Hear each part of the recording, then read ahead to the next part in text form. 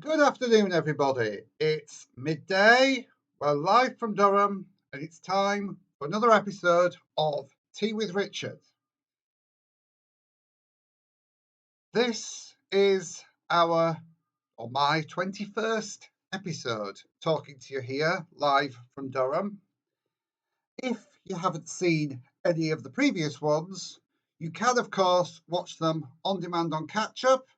These are all available on mallard-days.com/tea. And you can watch them all back as many times as you like. And I'd like to just start by thanking every one of you who has joined in and watched a previous episode, whether that's live or as most of you do on the catch-up service. It does mean a lot to see that people are actually watching, engaging and enjoying these episodes. And I just hope that you can all get something positive from it during these difficult times.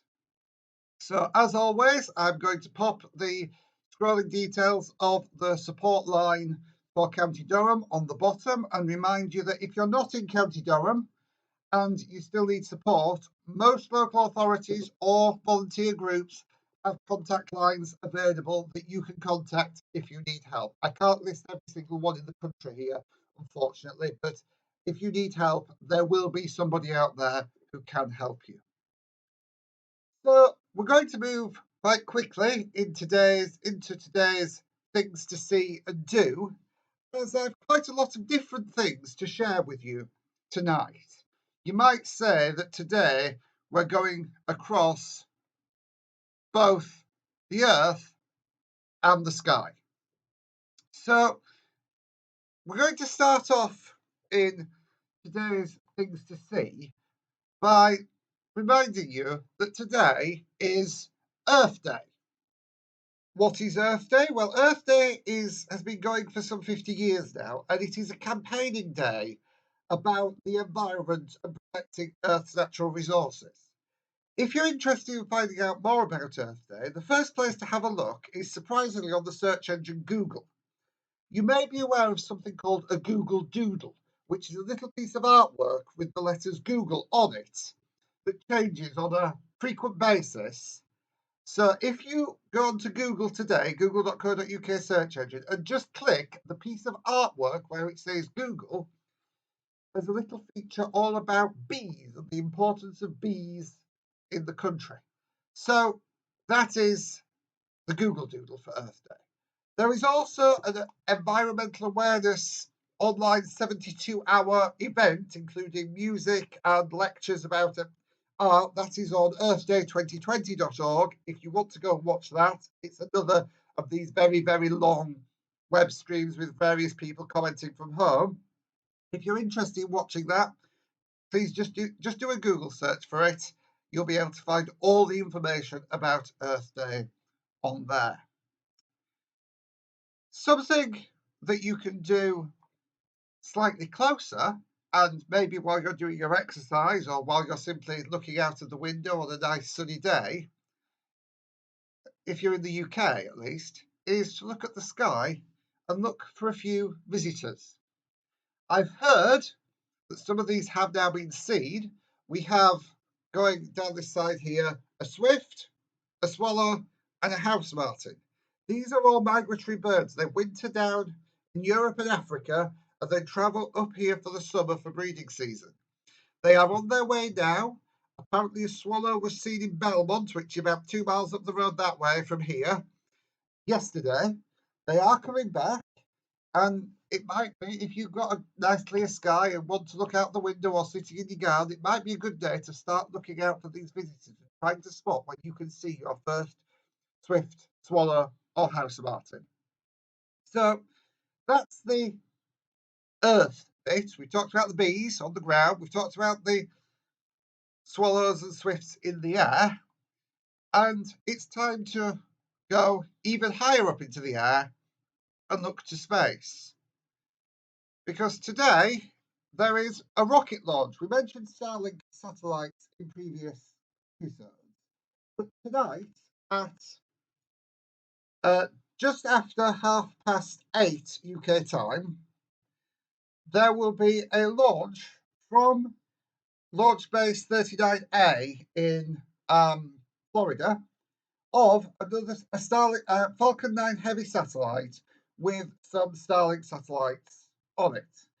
So tonight, not only will you be able to see the existing Starlink satellites at a similar time to the launch, but you can also watch the launch of some new ones. Now, I thought I'd just take a few minutes to tell you a little bit more about this launch and why I think actually it's quite interesting. So, first things, what could you expect to see at a launch? Well, this is what you can expect to see. You can expect to see a rocket taking off. And one of the interesting things about this particular launch is that the rocket you're going to see taking off is actually, I'm pointing the wrong way, this one. And you're now thinking, hang on, how is that rocket there going to be the one I'm seeing taking off online tonight?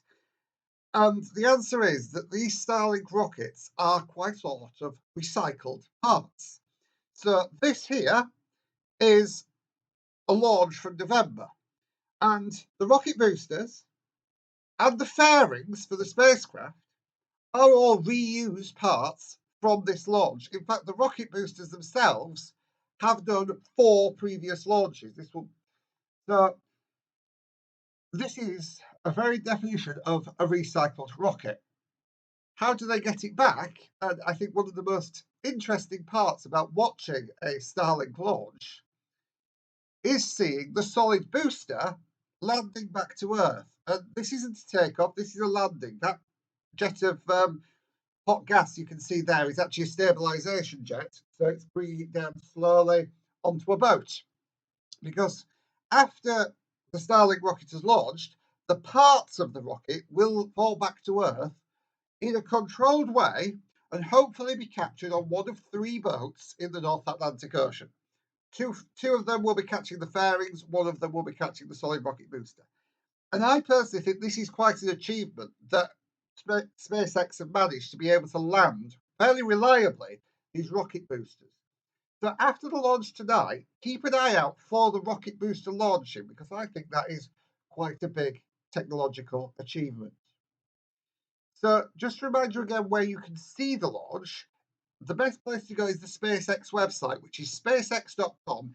It will automatically forward you to the webcast page tonight, so you don't have to go to spacex.com/webcast, but it is there anyway. And there's a YouTube video. It's currently the one that you're seeing there with the I think it's transition between Earth and Mars that they're showing you there. Those 4 planets, if you click that video, you'll be able to see a live stream of the launch at about 8:30 tonight. Now, there's a little bit more to this. The trajectory of the launch could, and I say could, we don't know. The orbital elements are obviously not been determined. It depends on the exact time that the satellite launches from Cape Canaveral, because it is a launch window. They are targeting 8:39, but the window is quite a substantial one, I believe, for this flight. So if it goes off on time, there is a small chance that the satellites that have just been launched and will separate 60 satellites will separate about 16 to 19 minutes after launch, will then fly over the UK and will be visible. I can't tell you where in the sky they'll be, apart from generally south, but that could be, especially if you're in the more southern parts of the country, more like overhead. There obviously won't be any satellite tracking apps, so if you've got Heavens Above or Starlink Spotter apps on your phone, these won't be in it. But if you see a bright train of satellites at just after 9 o'clock tonight, that may well be the Starlink satellites. They'll be very close together. We're not talking the spaced out ones, spaced out regular ones that have been coming out in previous nights. We're talking very close together because they are physically very close together. They are a few minutes after being released. You might well be able to see them from the UK. Now, I am going to try to photograph them, but you can't really say what that's going to look like. I have, before I share a picture from last night, this is what they are. They are little blocks of metal with a solar panel attached. It's the solar panel that we see quite often. When that solar panel unfurls, it will reflect the sun. It's a bit like a mirror. You can use a mirror to signal by bouncing sun's light off it. This is exactly how you're seeing these satellites. It's the sun's light reflecting off this solar panel.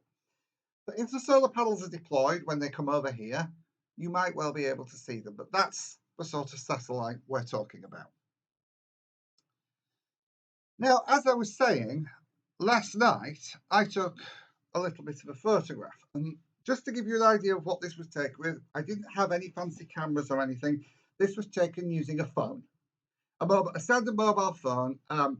Actually, I'm going to be honest, it wasn't my phone, it was my partner's phone. It was an iPhone, because there is a fantastic app, and I am not being sponsored at all for this, but it's called Nightcap. It's £2.99, but what it does, it has automatic settings that you can put in.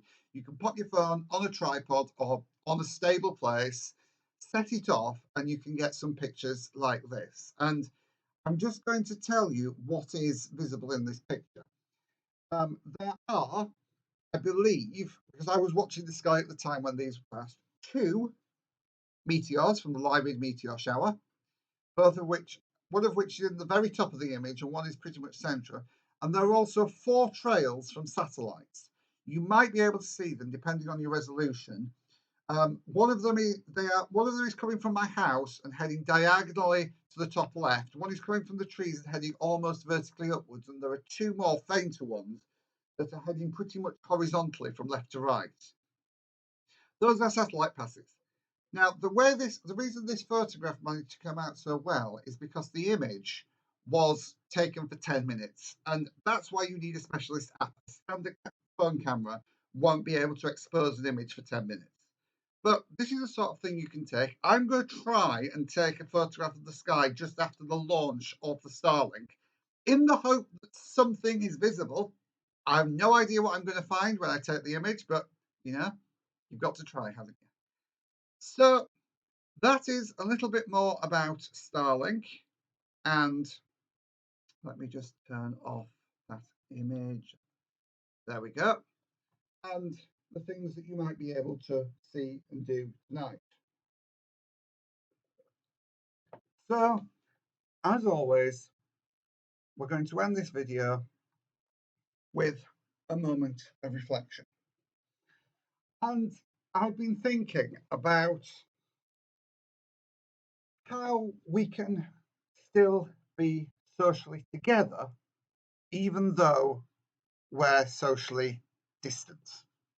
And one of the ways that we can do this is by waving. And as I said on a previous episode, whilst I've been walking around, I've been seeing rainbows in windows. And I've been giving every house that's got a rainbow a friendly wave. And I think what we should do is we need to do this more. If we see people, be that through the window while we're looking out, or when we're on our daily exercise, certainly give them the distance we need, the physical distance, the 2 meters, or even more than 2 meters if someone's running. But if you see somebody, just give them a friendly wave, shout hello to them, have a good day. And in Yorkshire, it's actually quite common to wave and speak to people as when you see them passing, even if you don't know who they are. In other parts of the country, this is very different, but we need to have that sense of community. So if while you're out and about, you see somebody, just say hello, give them a friendly wave. I'm sure that it'll make the whole world and everywhere a much better place if we're all friendly and we all say hello to each other. So that's the end of today's reflection time, and that brings today's episode of Tea with Richard to an end. As always, remember, if you've got any contributions for your corner, which will feature in the next episode, remember to email them in to tea@mallard-days.com. You can see all the past episodes on mallard-days.com/tea. And if you want to subscribe, remember to click the subscribe button down below and click the bell to give it some ears if you want to get email alerts to let you know when I'm going live. You can do the same thing if you're on the website by clicking my face in the top left-hand corner of the screen. So I've still got half a mug of tea to drink today. So I'll leave you to finish your tea as well. Thank you very much once again for joining me. And remember, folks, when you finish your tea, remember to wash your hands. We need to keep that message going. It really is important to wash your hands for 20 seconds regularly, even though that message was put out a month ago now. We need to still keep doing it. So once you finish your tea, don't forget to wash your hands.